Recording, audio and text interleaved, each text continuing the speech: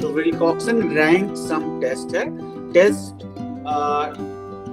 ये टेस्ट क्या होता है इसके बारे में ब्रीफली बात करते हैं।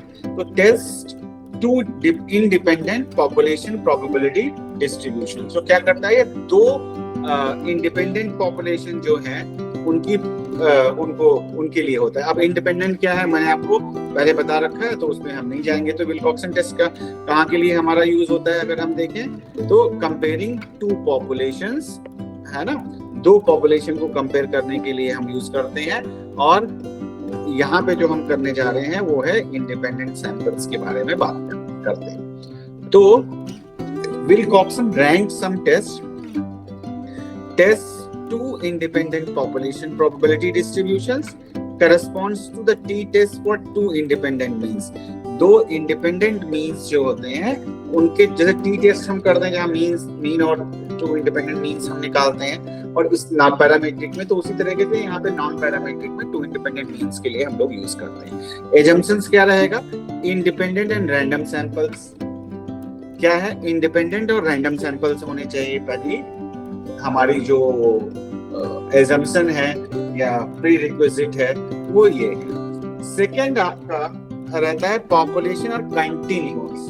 अब आपको कंटिन्यूअस तो पता है, कंटिन्यूअस मैं पहले बता रखा है मैंने आपको कि कंटिन्यूअस क्या होता है। तो पॉपुलेशन कैसी होनी चाहिए, कंटिन्यूअस पॉपुलेशन होगी, वहां पे हम उसको यूज करेंगे। यानी कैटेगोरिकल या रैंक ऐसा कुछ होगा तो वहां पे हम लोग नहीं यूज करेंगे, ठीक है।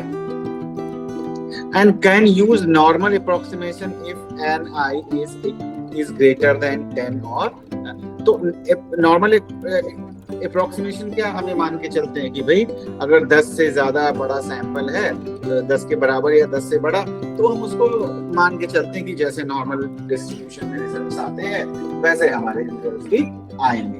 तो ये हम मान के चलते हैं। तो Wilcoxon rank sum test independent samples में क्या क्या चीजें हैं वो हम देखते हैं कि ये फॉर्मूला के ऊपर जो हमारी बात होती है वो हम देख रहे हैं यहाँ पे। तो क्या है, अगर हम देखें तो let D1 and D2 represent the probability of distribution from population 1 and 2। तो probability of distribution क्या है, D1 and D2। अब आपको ये पता है कि वन टेल और टू टेल टेस्ट क्या होते हैं, ऑलरेडी हमने डिस्कस किया हुआ है, हर बार डिस्कस करते हैं जब हम कोई हाइपोथेसिस टेस्टिंग टू टेल वाला करते हैं तो वन टेल टू टेल, तो वो हमने डिस्कस किया है। तो वन टेल टेस्ट में क्या होगा, हमारी नल हाइपोथेसिस ये है ना।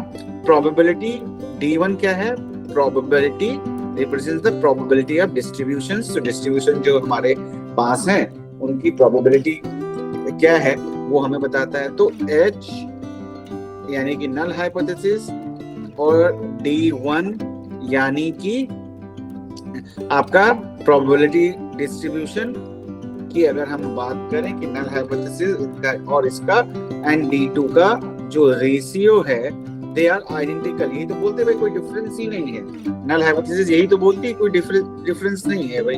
तो क्या हो जाएगा, इसका रेशियो और आइडेंटिकल, तो हम यहाँ पे इन्होंने लिखा हुआ है, ठीक। अब अल्टरनेट हाइपोथेसिस की अगर हम बात करें तो D1 is shifted to the right of the D2 and D1 is shifted to the left of the D2। भाई हमारा जो ये है कि अल्टरनेट हाइपोथेसिस क्या बोल रही है, अल्टरनेट हाइपोथेसिस बोल रही कोई डिफरेंस नहीं है। अब टू टेल टेस्ट या वन टेल टेस्ट की जब हम बात करते हैं, अगर वन टेल टेस्ट की बात कर रहे हैं तो या तो हमारा जो पॉपुलेशन है ना, प्रोबेबिलिटी है, जो हमारे स्कोर आ रहे हैं पॉपुलेशन है, या तो वो एक तरफ शिफ्ट हो जाएगी, अगर इस तरफ शिफ्ट हो रही है तब भी ये वन टेल्ड है, या इस तरफ है तो D2 तो D1 या D2। तो अब कहने का मतलब क्या है कि मतलब D1 या D2 अगर एक तरफ ज्यादा है, मतलब एक साइड में है, तो वो वन टेल टेस्ट कहलाता है कि जब हम मान के चलते हैं चाहे वो राइट में हो या लेफ्ट में स्कोर्स आए, जैसा हमने नॉर्मल प्रोबेबिलिटी कर्व में किया था। कि जैसे एक बार मैं फिर से आपको थोड़ा सा बता देता हूँ, जैसे नॉर्मल प्रोबेबिलिटी कर्व है, अगर हमारे स्कोर इस साइड में शिफ्ट है तो ये वन टेल टेस्ट है, अगर इस साइड में शिफ्ट है तब भी ये वन टेल टेस्ट है, अगर दोनों साइड में शिफ्टेड है, शिफ्ट स्कोर्स हैं तो ये 2 टेल टेस्ट हो गया। यही हमने वहां पे बात की थी। तो ये जो लिखा हुआ है यहाँ पे कि D1 and D2 are identical null hypothesis में D1 is shifted to the right of the D2, then it's a 1 tail test, and D1 is shifted to the left of the D2, then also it is a 1 tail test। तो ये hypothesis 1 tail test की हो गई। अब test statistic क्या है, कैसे हम निकालेंगे कि आप यहाँ पे देखें T1 ये test statistic if n is greater than and less than n2 and T2 if n2 is greater than n1, यानी या तो n बड़ा है या n1 बड़ा है या n2 बड़ा है ना। तो either rank sum can be used n1 and n2 आपका हम लोग दो ये देखिए n1 and n2, एक में n1 दिखाया है कि is greater than n2 n1 is less than n2 is less than n1, तो या तो n बड़ा है और t स्टैटिस्टिक्स जो हम निकालेंगे यहाँ पे, जिसको हम यहाँ पे बोल रहे हैं, तो इसी से हमें कंपेयर होगा कि भाई हमारा जो हाइपोथेसिस है वो सिग्निफिकेंट है या नहीं है। अब रिजेक्शन रीजंस की बात आ जाती है। रिजेक्शन रीजन जैसे हम वहाँ पे अल्फा वैल्यू यूज करते थे कि किस कहाँ पे हमारा स्कोर आएगा तो हम इसको रिजेक्ट कर देंगे। तो ये टेस्ट स्टैटिस्टिक्स का T1 एंड ये आपका क्या कहते हैं T1 और इसका रेशियो इज ग्रेटर देन और इक्वल टू TU क्या है, टेबल से लिया हुआ TL एंड TU यानी अपर एंड लोअर।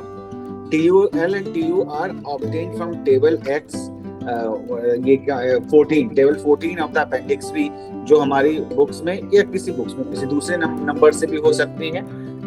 तो अब TU एंड TL से अगर इनका रेशियो T1 इस टू T1 का रेशियो आपका इससे ग्रेटर देन और इक्वल टू आ रहा है या इससे लेस देन आपका आ रहा है, तो ये हमें बताएगा क्या कहते हैं कि किस हमारा जो रिजल्ट है वो क्या बता रहा है हमें। तो assign tied measurement of the average of the rank and they would receive if they were unequal but occurred in successive order. For example, if the third rank of the fourth rank measurement are tied, assign each rank of 3 plus 2 is divided by 3.5। अब ties क्या होता है? Ties मैंने आपको बताया था कि ties में क्या होता है, जैसे मान लिया कि आपके पास 10 स्कोर है 1 2 3 4 5 6 7 8 9 10 है ना 10। तो अब सेंटर का कौन सा है? सेंटर के ये दो है 5 और 6। तो टाइट क्या हो गया, अगर हमें निकालना है मीडियन या जो हम बोलते हैं, तो 5 plus 6 is divided by 2। तो जो हमारा स्कोर आएगा तो वो हमारा टाइट स्कोर होगा। अगर 9 है तो 4 ऊपर हो गए 4 नीचे हो गए और बीच में आपका अगर सिर्फ अगर यहाँ पे 9 स्कोर ही खाली अगर आप देखोगे तो फिर आपका आ जाएगा 4 ऊपर है 4 नीचे। तो ये इस तरीके से ये टाइड स्कोर्स हम लोग टाइज में निकालते हैं। ठीक, देन अगर हम आगे का और देखें तो क्या है, लेट D1 यानी distribution probability D1 D2 represent the probability distribution for population 1 and 2 respectively. तो 2 टेल टेस्ट, वो 1 टेल टेस्ट में हमने देखा, तो 2 टेल टेस्ट की हाइपोथेसिस क्या होगी, इंडिपेंडेंट 2 टेल टेस्ट की कि नल हाइपोथेसिस और D1 का जो रेशियो है दे विल बी आइडेंटिकल, तो सिमिलर हो गया। And D1 is shifted to the left to the D2, तो यानी कि D1 D2 के लेफ्ट में शिफ्ट हो जाएगा। एंड टेस्ट स्टैटिस्टिक क्या होगी, T1 is if N1 is less than N2, T2 if N2 is क्या कहते हैं is less than N1, जो हमने पहले किया था। तो either rank sum can be if N1 and equal to N2, we will denote this rank as T। तो क्या है रैंक, हम यहाँ पे ये क्या कर रहे हैं, रैंक सम।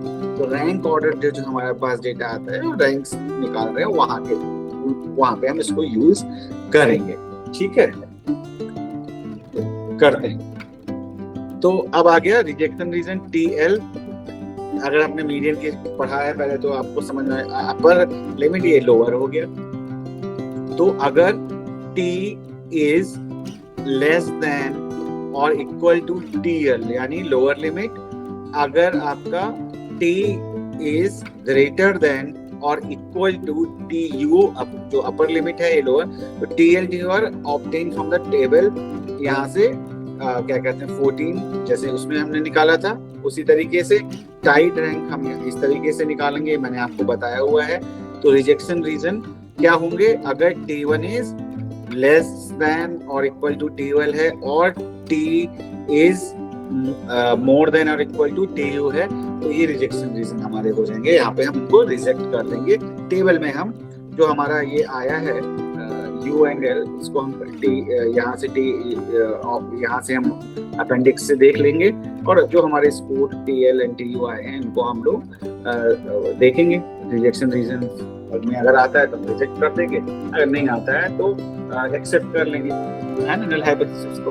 तो condition required for valid Wilcoxon rank, the two sample और random and independent, the two probabilities distribution from with the sample or drawn or continuous। तो कंटिन्यूअस होनी चाहिए जो मैंने पहले भी बात किया था, और सैंपल रैंडम हमारा होना चाहिए।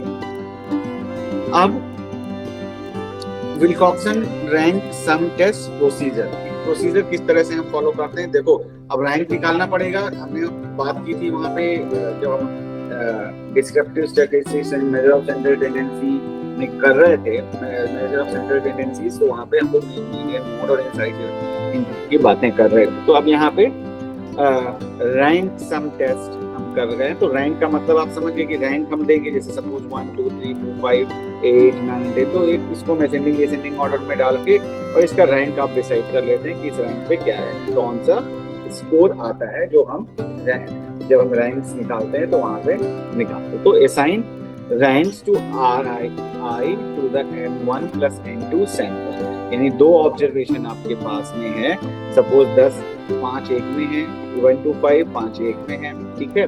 तो अब इन पूरे 10 को आप N1 plus N2 यानी 1 5 ये और 5 ये टोटल 10 को आप रैंक्स दे देते हैं, फर्स्ट रैंक किसका, सेकंड थर्ड फोर्थ फिफ्थ, जो भी रैंक है वो आप उनको रैंक दे देते हैं सैंपल को जो भी आपने कलेक्ट किया। तो N1 plus N2 sample observation rank हमने दी थी, असाइन रैंक कर ली हमने। And then if unequal sample size N1 refers to smaller size sample, smallest value is 1, average size।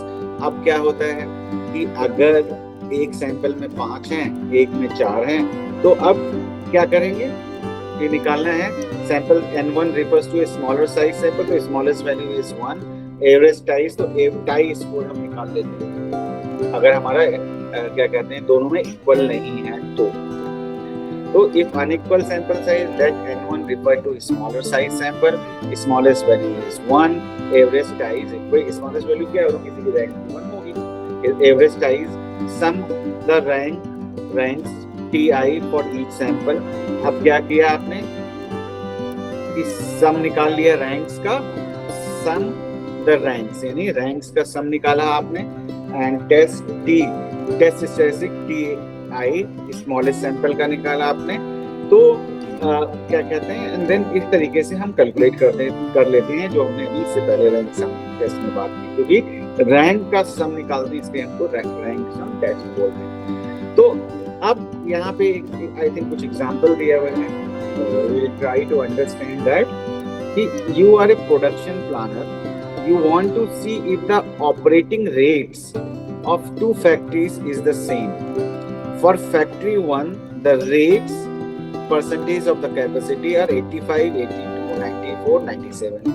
For factory 2 the rate is 71, 82, 77, 92, 88. Do the factory rates have the same probability distribution at the 0.10 level of significance?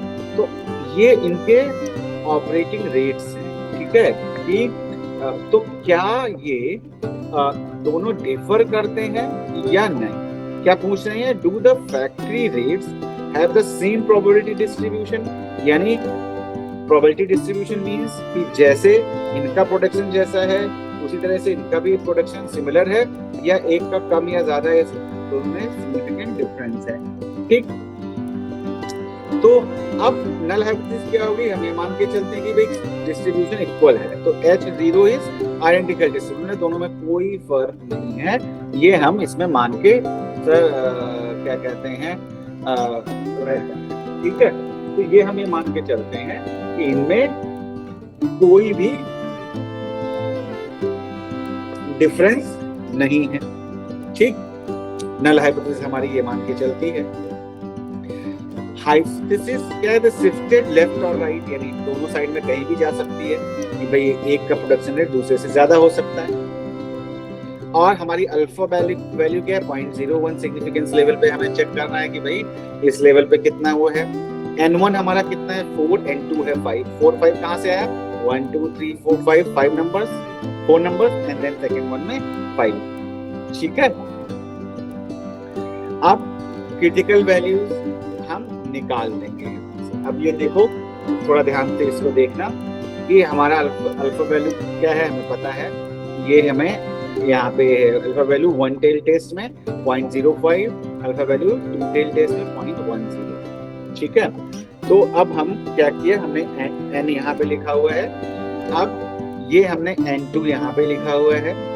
ठीक है, अब यहाँ पे आपने ये t scores लिखे हुए हैं। अब बीच का हम निकाल रहे हैं, देखो n2 और ये n1, तो n क्या कहते हैं, इसमें n1 में क्या है, n1 में कितने स्कोर हैं, यहाँ देखो n1 में हमारे पास 4 स्कोर है, n2 में 5 है।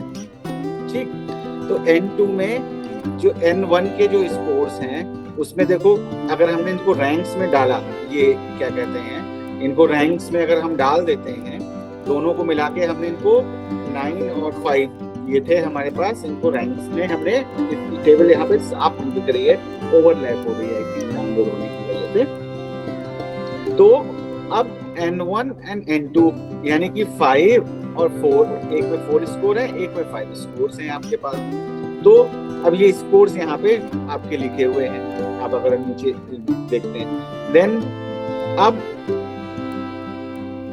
यहाँ पे ये आ गया N4 N2 5 critical value rejection. अब ये 13 एंड 17 और रिजेक्ट S0, अगर ये एक्सट्रीम स्कोर्स के यहाँ पे बात करते हैं। अगर यहाँ पे आप देखो, ये आपके आ गए 85 82 94, ये सारे आपके रहे 71 80। ठीक है, टोटल आपके पास 9 स्कोर्स यहाँ पे हैं N1 एंड N2 के। ठीक है, अब ये वैल्यूज जो आप निकालते हैं टेबल से भी आप देखते हैं। तो अब इसके बाद यहाँ पे 13 और 17 हमने डाला, ये हो गया क्रिटिकल वैल्यूज हमारी आई। अब यहाँ पे ये चीज देखते हैं, कंपैरिजन, रैंक सम कंपैरिजन। ये 85 है, इनके हमने रैंक्स दे दिए, यहाँ पे ज्यादा समझ में आएगा। ये हमने रैंक दे दिए। अब 1 2 3 4 हैं, तो इनको हमने क्या किया, 4 ये 5 ये, इनको रैंक्स दे दिए। तो सबसे नीचे कौन है, 1 ये, और ये सेकंड आ गया 77, एंड देन 2 थर्ड, 3 कौन सा है, देखो 3, अच्छा 3 पे टाई है 82 82, तो इनको 3 और 4 को आपने 3 4 एक ही हो गए, तो इनको आप टाइड स्कोर है, तो 3 + 4 डिवाइडेड बाई 2 आ जाएगा आपका, तो आ जाएगा आपका 3.5। तो दोनों की रैंक 3.5 हो गई। फिर इसी तरह से हमने सबको रैंक दे दिया। अब रैंक के दाने में रैंक सम निकाल लिया, यहाँ पे 25 19.5, ये रैंक का सम आ गया दोनों का, तो दोनों की रैंक एक साथ निकालेंगे, ध्यान रखना। ठीक, तो अब आइडेंटिकल है, शिफ्टेड टू लेफ्ट और राइट है। अब रैंक्स जो हमारे पास हैं, अब इसमें ये सारी चीजें हमारी यहाँ तक क्लियर है। N1 N2 क्या है ना, क्रिटिकल वैल्यू 13 17 जो हमने लिखा है। एंड देन टेस्ट स्टैटिस्टिक्स क्या है, अब स्मॉलेस्ट सैंपल कौन सा है, N1 है जिसमें 4 है। ठीक, अब N1 है तो 5 + 1 + 3.5 + 8 + 9। ठीक है, ये स्मॉलेस्ट आपके सैंपल्स जो भी हमने निकाले, स्मॉलेस्ट सैंपल्स हमारे ये हो गए। तो स्मॉलेस्ट सैंपल हमारा कौन सा है जिसमें कम रैंक्स, आप देखो तो रैंक कौन कौन सी है, स्मॉलेस्ट सैंपल में 5, 3.5 में 2 आ जाएंगे, 8 एंड 9। ठीक, अब Decent do not reject alpha at 0.10 conclusion there is a no evidence distribution or not identical। तो अब हम reject no evidence distribution identical, तो अब हमारा अल्फा वैल्यू 0.10 पे आपने स्कोर देखा और वहां से निकालेंगे, देखेंगे कि क्या हमारा ये रिजेक्ट हो रहा है या एक्सेप्ट हो रही है, या तो यहाँ पे नल हाइपोथेसिस रिजेक्ट हो रही है। तो अब क्या हुआ, there is no evidence distribution और नॉट आइडेंटिकल, सॉरी एक्सेप्ट हो रही है, डू नॉट रिजेक्ट, यानी हम इसको एक्सेप्ट कर रहे हैं, है ना। तो ये रैंक सम इसलिए क्योंकि हम रैंक का हम सम निकाल लेते हैं, है ना। और जब इसमें एक छोटा सैंपल है तो हम छोटे सैंपल का जो छोटा वाला सैंपल है वहां से हम T1 कैलकुलेट, जो मिनिमम छोटा सैंपल है वहां से हम इसको उठाते हैं, ठीक है। तो ये आपका क्या कहते हैं, मतलब इस तरह से हम रैंक सम टेस्ट यूज करते हैं, जब क्या कहते हैं हमें नॉन पैरामीट्रिक टेस्ट में करना होता है टू इंडिपेंडेंट जो हमारे सैंपल्स आते हैं। तो Wilcoxon rank sum test for large samples, है ना। लार्ज सैंपल्स क्या हो गए, ग्रेटर देन 10 और इक्वल टू, ग्रेटर देन 10 और इक्वल टू, ये हमारा स्मॉल सैंपल्स है क्योंकि टोटल कितने थे, 9 ही थे, है ना। तो अब ये 2 हमारे इसमें आ जाते हैं। तो D1 and D2 represent the probability distribution for population 1 and 2 respectively, है ना। probability distribution है, H1 मैंने आपको बता दिया क्या है, आइडेंटिकल है या नॉन आइडेंटिकल है, और अल्टरनेट में हो जाएगा कि शिफ्टेड है एक साइड में या दूसरी साइड में, है ना। T स्टैटिस्टिक्स ये N1 N2 N3 जो अभी हमने फॉर्मूला यूज किया था वहां से हमने निकाला, Z वैल्यू निकाला, और Z अल्फा यानी कि अल्फा 0.10 या 0.05 पे हम टेबल से देखेंगे। टेबल से देखने के बाद में अगर वो हमारा रिजेक्ट होते हैं, रिजेक्ट होती है, एक्सेप्ट होती है, वो हम डिसाइड करेंगे, जो अभी मैंने आपको बताया था। तो सेम चीज यहाँ पे ये दी हुई है कि लार्ज सैंपल में हम इस तरीके से करते हैं, फॉर्मूला थोड़ा सा डिफरेंट तो हो जाता है अगर लार्ज सैंपल हमारा आता है यहाँ पे, ठीक है, लेकिन कॉन्सेप्ट वही रहता है। ये आ गया comparing two population paired difference experiment, यानी दूसरा क्या हो गया विल्कॉक्सन में, एक ये इंडिपेंडेंट हो गया, ये पेयर्ड सैंपल है। पेयर्ड सैंपल क्या है कि एक दूसरे से मैच कराए गए, पेयर्ड सैंपल भी मैंने पहले बताया है आपको, तो एक दूसरे से मैच कराते हैं तो उसको हम पेयर्ड वो बोलते हैं। तो test probability distribution of 2 related population, यानी 2 पॉपुलेशन है जो एक दूसरे से रिलेटेड है, इंडिपेंडेंट नहीं, correspond to t test for dependent paired. तो ये बिल्कुल जहाँ पे पैरामीट्रिक में हम t test paired t test use करते हैं, वहां पे हम Wilcoxon sign rank test use कर सकते हैं फॉर क्या कहते हैं dependent population. Random sampling both population of continuous, ये 2 अजम्पशन जैसे वहां पे थे यहाँ पे भी रहेंगे, और हमारा सैंपल कितना होना चाहिए, मोर देन 25, यानी 30 और प्लस में अगर चला जाता है तो कहीं ना कहीं मान लेते हैं कि नॉन प्रोबेबिलिटी कर्व को फॉलो कर रहे हैं, तो यहाँ पे हम इसको n 25 इक्वल टू 25 है तो वहाँ पे हम इसको यूज कर सकते हैं। एंड वन टेल टेस्ट में वही आपकी अगर हाइपोथेसिस ये डिस्ट्रीब्यूशन है प्रोबेबिलिटी डिस्ट्रीब्यूशन, नल हाइपोथेसिस में आपका D1 एंड D2 क्या है, आइडेंटिकल हो सकते, नल हाइपोथेसिस कहता है कोई डिफरेंस नहीं है, मतलब आइडेंटिकल है। एंड अगर हम बात करें अल्टरनेट हाइपोथेसिस की अगेन, या तो D1 मतलब हमारी जो प्रोबेबिलिटी डिस्ट्रीब्यूशन है वो एक साइड में शिफ्टेड है, मतलब एक लेफ्ट में या राइट में, कहने का मतलब कुछ ऐसे समझो। मैं फिर से एक बार मैं बार बार यही चीज बता दूं, जैसे नॉर्मल प्रोबेबिलिटी कर्व है, जैसे हम बात करते तो अगर ये शिफ्ट हो जाएगा इधर, है ना, तो अगर कुछ डिफरेंस है तो ये इधर शिफ्ट हो जाएगा या इधर शिफ्ट हो जाएगा, कहने का मतलब ये तो शिफ्टेड है, तो अल्टरनेट हाइपोथेसिस हमारा ये बोलता है। तो अब करते क्या है, हम कैलकुलेट, बहुत सारी चीजें मिलती जुलती होंगी जैसे हमने उसमें calculate the difference with in each of n matched pair of the observation. अब हमने उस क्या है कि एक ये डेटा है हमारे पास इधर, है ना, ये n1 n2 सैंपल 1 सैंपल 2 आप कह सकते हैं, तो ये इसको तो पेयर है यानी मैच कराए गए, तो इनका डिफरेंस हम निकाल के यहाँ पे लिख लेंगे। तो वही लिखा हुआ है यहाँ पे, क्या लिखा है, calculate the difference within each n matched pair of observations, then rank the absolute value. अब रैंक कैसे करना है अभी हमने सीखा, देखा, पहले भी हमने किया है। Absolute value of the n differences from the smallest rank 1 to the highest rank n, जितने भी नंबर्स हैं।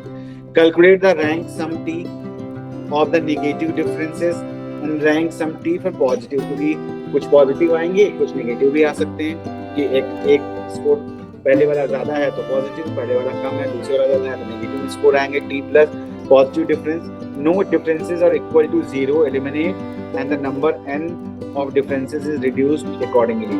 अब ये देखो टेस्ट स्टैटिस्टिक क्या है, t is the rank sum of negative t minus, है ना, t माइनस क्या है नेगेटिव डिफरेंसेस का, t प्लस है पॉजिटिव रैंक्स का, है ना। इफ t, ऐसे देखो, if t minus is less then और इक्वल टू t0, है ना, और t plus is equal to और less than 0, where t0 is given in the table से हम देखेंगे ना। तो अब क्या है कि टाइज कैसे करते हैं बताई दिया मैंने, है ना। तो where the t table is, तो अब ये हमें देखना कि बराबर है या इक्वल है, क्या चीजें हैं। अगर ये इस तरह से आ रहा है देन रिजेक्शन एरिया में आ रहा है, रिजेक्शन रीजन है ये हमारा। तो अब विल्कॉक्सन पेयर डिफरेंस एक्सपेरिमेंट, ये टू टेल, ये ऑलरेडी मैंने बताई, वही उसी का लिखा हुआ है d1 d2 and simply d1 like right और लेफ्ट, एंड देन ये आपका क्या कहते हैं, ये टू टेल टेस्ट में है ना। तो ये टू टेल टेस्ट, उसमें d1 एक तरफ शिफ्ट होगा या d2 होगा, यहाँ पे दोनों हो सकते हैं, ये शिफ्टेड टू द लेफ्ट और to the right of the d1, दोनों साइड में हो सकता है, ठीक। अब Wilcoxon sign rank test for pair difference experiment, ये ऑलरेडी हमें लग रहा है यही हम कर रहे थे, यही तो हमने किया अभी बच्चों। हाँ, तो ये इस तरीके से हम कैलकुलेट कर लेते हैं, ये खत्म हो गया है। स्टैटिस्टिक्स, ये हमने कहा condition required for valid sign rank test. Wilcoxon sign rank test for pair difference, ये हमारा हो गया, ठीक है। And condition required for a valid sign rank test. अच्छा मुझे ये बताओ, क्या आप लोगों को न्यूमेरिकल्स करने हैं, क्योंकि न्यूमेरिकल्स में एक एक क्लास लगेगा, तो अगर आप कहोगे तो मैं न्यूमेरिकल्स करके भी करवा के भी कर सकते हैं इसको। हाँ? क्या कह रहे हैं sir? It will very helpful, क्योंकि थ्योरी से थोड़ा सा कंफ्यूजन बन रहा है सर। नहीं, थ्योरी तो मैं इसलिए सिर्फ बता रहा हूँ आपको, क्योंकि देखो आप लोग इसको मतलब कैलकुलेट तो करोगे नहीं कभी, वो सारा कुछ आपका सॉफ्टवेयर के थ्रू होगा। लेकिन सॉफ्टवेयर, जैसे मैंने बोला कि सॉफ्टवेयर तभी काम करेगा आपके लिए जब आपको कॉन्सेप्ट क्लियर होगा। तो just to clear the concept, है ना, हम एक एक न्यूमेरिकल ले सकते हैं सारे का, है ना, ढूंढ लेंगे कहीं से, मिल जाएंगे हमें ऑनलाइन बहुत सारे मिलते हैं, तो लेके उसको हमने कैसे कैलकुलेट किया है वो हम इसको चेक कर सकते हैं और बता सकते हैं, जिससे क्या होगा कि हमारा कॉन्सेप्ट थोड़ा कैसे कैलकुलेट होता है वो हो जाएगा बाई चांस कभी, और mainly for examination point of view कि बाई चांस कभी एग्जाम में आ गया तो न्यूमेरिकल अगर आपका मन हुआ करने का, यूजुअली लोग छोड़ देते हैं, थ्योरेटिकल करते हैं, तो आप कर सकते हो, सिर्फ इतना है। तो अगर आप सारे लोग बोलते हैं घर बोल रहे हैं पुनीत एंड अनिल जी, अगर आप कहोगे तो हम ये करने के बाद में, सारे कॉन्सेप्ट समझने के बाद में, ये सारे नॉन पैरामेट्रिक और पैरामेट्रिक, नॉन पैरामेट्रिक तो हो गए, पैरामेट्रिक नॉन पैरामेट्रिक भी खत्म हो जाएंगे 1-2-3 क्लासेस में नेक्स्ट वीक तक। तो फिर हम एक एक टेस्ट हम लेके दोबारा से रिपीट कर लेंगे, तो कॉन्सेप्ट जी कर सकते हैं सर, थोड़ा सा रिवीजन हो जाएगा और थोड़ी कंफ्यूजन खत्म हो जाएगी। हाँ, और रिवीजन हो जाएगा थोड़ा सा, है ना, एक और रिवीजन हो जाएगा तो अच्छा रहेगा, है ना। जी सर, क्लास में जी टेस्ट हम ले लिया करेंगे, तो पहले हम इसको खत्म कर लेते हैं, देन हम उस पे जाएंगे। तो अब ये यहाँ से कंडीशन में required for valid sign rank test, है ना, साइन रैंक टेस्ट यानी प्लस माइनस का जो साइन होते हैं उसके उस पे बेस्ड होता है। यहाँ पे sign rank test, sign rank test, sign rank test, Wilcoxon sign rank table, sign rank test solution, Wilcoxon sign rank test large sample. अच्छा, इसमें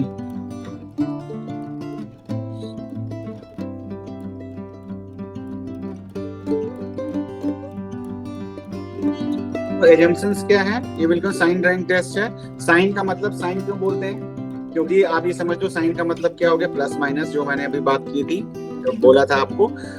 रैंक क्यों बोलते हैं, क्योंकि रैंक हम यूज करते हैं। तो साइन तो क्या है, रैंडमली सिलेक्टेड सैंपल होना चाहिए आपका। एक चीज, probability distribution from which the sample of pair difference is drawn is continuous होनी चाहिए। दो, कंटिन्यूअस एंड रैंडमली सिलेक्टेड, ये याद रखना, ये दो चीजें। तो साइन रैंक टेस्ट क्या है, obtain the difference across D1 and distribution का हम 1 and 2 निकाल के अक्रॉस डिस्ट्रीब्यूशन हम लोग डिफरेंस निकालेंगे, ऑब्सोल्यूट वैल्यू ले लेंगे of the difference, absolute value of differences, delete difference with zero value, जो जिनकी वैल्यू डिफरेंसेस की जीरो होगी उनको हम हटा देंगे।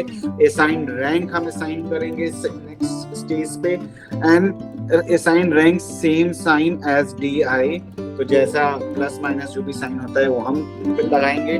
सम plus 1 ranks T plus, minus ranks for T minus, test statistic यानी T1 T minus and T plus 1 tail test में, and test statistics T is equal to smaller of T minus और T plus, यानी 2 tell test में हम इसको करेंगे।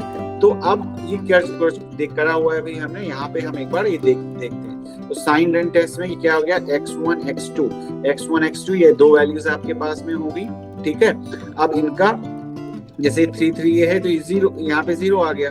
तो ये अब ये आप देखो क्या हो रहा है कि इनको दोनों का ही डिफरेंसेस निकालने, मतलब D1 का, D2 का, D3 का डिफरेंसेस, इस स्कोर का डिफरेंस हमने निकाल लिया, x1 माइनस x2 हमने कर दिया, ठीक है।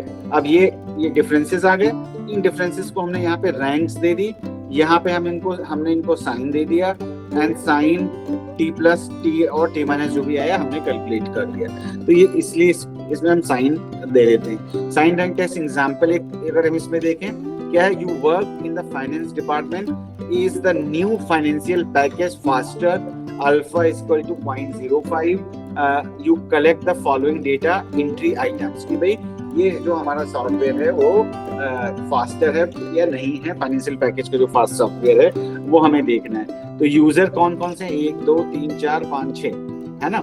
तो डोना, संतोषा, सैम, टैमिल, जो भी नाम है ना। करंट में उनकी ये स्कोर जो हैं वो करंट वाले स्कोर्स के हैं, न्यू सॉफ्टवेयर के स्कोर्स ये हैं। तो अब हमें देखना है कि इनका डिफरेंस जो है वो क्या कहते हैं, इनमें डिफरेंस सिग्निफिकेंट है कि नहीं है ना, फास्टर है कि नहीं है। तो पहली चीज नल हाइपोथेसिस, भाई नहीं फास्टर है, कोई भी चेंज ही नहीं है, डिफरेंसेस ही नहीं है दोनों में, हमने इसको हम बोल देंगे नल हाइपोथेसिस में। H1 क्या, करंट शिफ्टेड राइट है ना। करंट शिफ्टेड राइट का मतलब है राइट हमारा क्या हो गया, ये वाला हो गया। तो मतलब अगर राइट की तरफ शिफ्टेड है, क्योंकि हम कह रहे हैं हमें ये जानना है कि हमारा नया पैकेज जो है वो फास्टर है कि नहीं है, तो हमारे स्कोर राइट की तरफ शिफ्टेड होंगे, है ना। अब फिर हम ये कैलकुलेट करेंगे M dash and critical value, हम क्रिटिकल वैल्यू पे देखेंगे कि क्या ये डिफरेंस है या नहीं है, ठीक।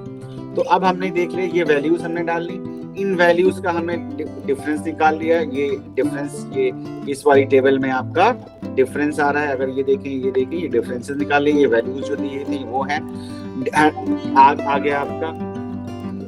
अब हमने क्या किया, यहाँ विदाउट साइन के हमने इनको लिख लिया, ये हमने विदाउट साइन लिखे हुए, ठीक।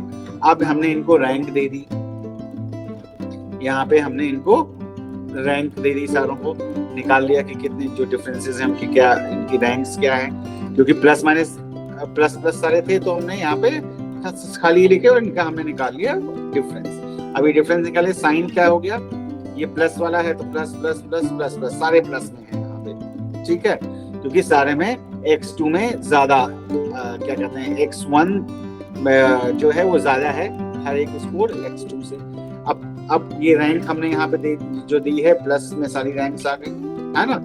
अब T प्लस हमारा कितना आ गया 15, क्योंकि सारा कुछ प्लस में है तो 15 आ गया।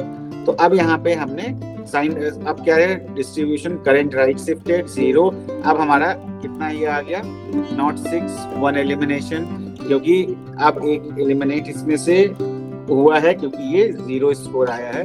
तो 4 क्या कहते हैं n हमारा ये क्या कहते हैं 1 एलिमिनेशन के बाद 5 आ गया, ठीक है। कितने स्कोर हैं, 1 2 3 4 5 6, तो 6 1 का 0 हो गया, 0 वाले को हम हटा देते हैं, पहले हमने डिस्कस किया था, तो ये 5 आ गया।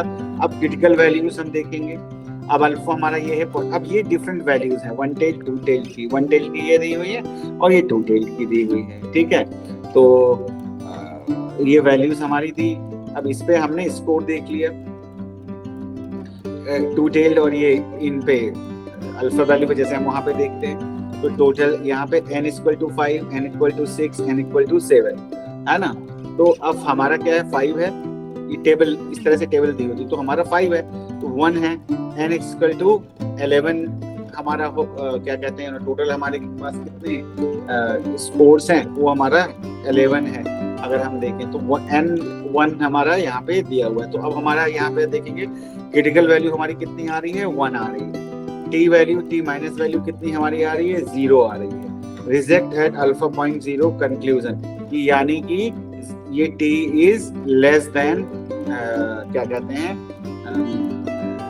t आपका जो वो है, क्या कहते हैं, जो हमारी वैल्यू आई है, ये 1 हमने टेबल से देखा, ये हमारा 0 आया है t माइनस। There is evidence new package is faster, ये एविडेंस है कि भाई न्यू पैकेज हमारा फास्टर है, मतलब तेज काम करता है in comparison to older package, ठीक है। तो इस तरीके से हम निकाल के चेक कर सकते हैं। तो हमारा ये critical value is greater then आपका इससे आगे, तो इस तरीके से हम निकालते हैं, ठीक है। लार्ज सैंपल में अगेन 1 टेल टेस्ट क्या होता है, ये अभी हमने बताया है आपको। एंड लार्ज सैंपल का ये फॉर्मूला आपका हो जाएगा। रिजेक्शन रीजन हमने बता दिया कि z is greater than z alpha, then is rejected, है ना, या माइनस अल्फा। तो दोनों ही केसेस में हमारा एजम्पशंस अगेन उसी तरीके से हमारे एजम्पशंस सिमिलर होते हैं। 1 कंटिन्यूअस है, रैंडमली सिलेक्टेड है, ये आपको हर जगह ध्यान रखना है।